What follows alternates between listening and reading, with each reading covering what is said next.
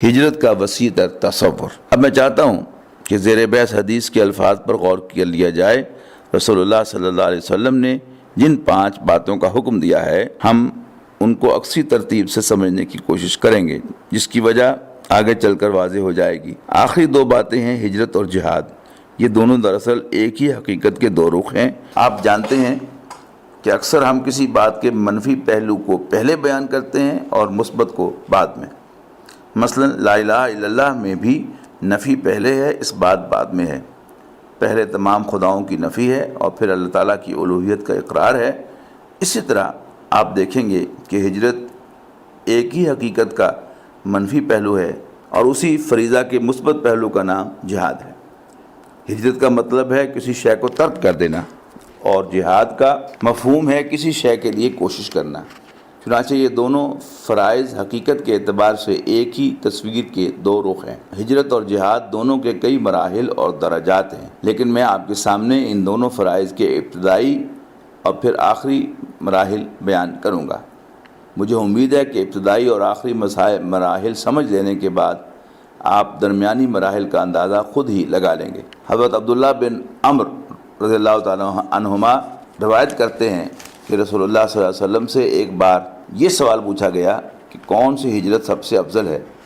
حضور صلی اللہ علیہ وسلم نے فرمایا کہ ان تہجر ما کرہ ربک عز وجل، یعنی سب سے افضل ہجرت یہ ہے کہ تم ہر اس شے کو چھوڑ دو جو تمہارے رب کی نظر میں ناپسندیدہ ہے۔ اب آپ ذرا اس حدیث مبارک کے نتائج پر غور کریں۔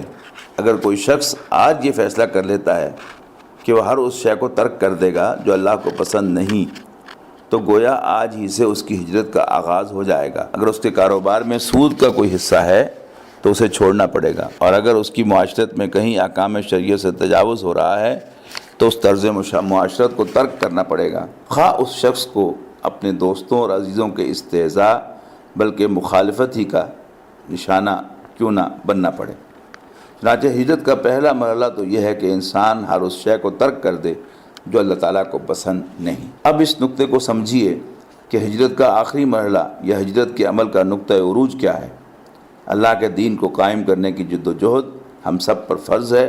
اگر اس جد و جہد کے دوران ایسا موقع آ جاتا ہے کہ وطن اور گھر بار چھوڑ کر کسی خاص مقام پر جمع ہونے کی ضرورت پیش آ جائے تاکہ باطل کے خلاف آخری حملے کے لیے قوت فراہم کی جا سکے، تو یہ ہجرت کی انتہائی شکل ہوگی۔ اگر ایسا موقع آ جاتا ہے تو ہر شخص کے لیے جو اقامت دین کی جد و جہد میں مصروف ہو، یہ لازم ہوگا کہ اپنے گھر، اپنی جائیداد، اپنے دوستوں اور رشتہ داروں بلکہ اپنے محبوب وطن تک کو چھوڑ کر اللہ کے دین کے لیے نکل آئے۔ اور ظاہر ہے کہ یہ نقل مکانی اپنا معیار زندگی بلند کرنے کے لیے نہیں،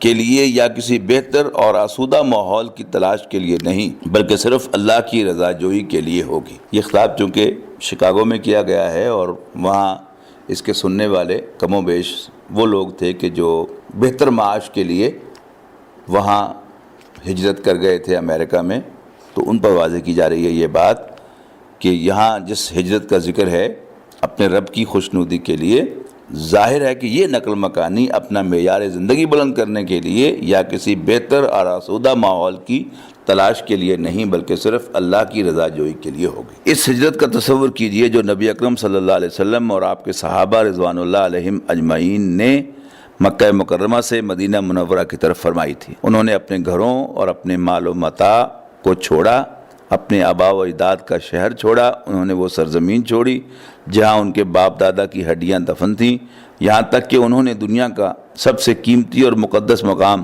خانہ کعبہ تک چھوڑ دیا۔ تصور کیجئے کہ یہ ہجرت کس غرض کے لیے تھی؟ کیا یہ لوگ اپنا معیار زندگی بلند کرنا چاہتے تھے؟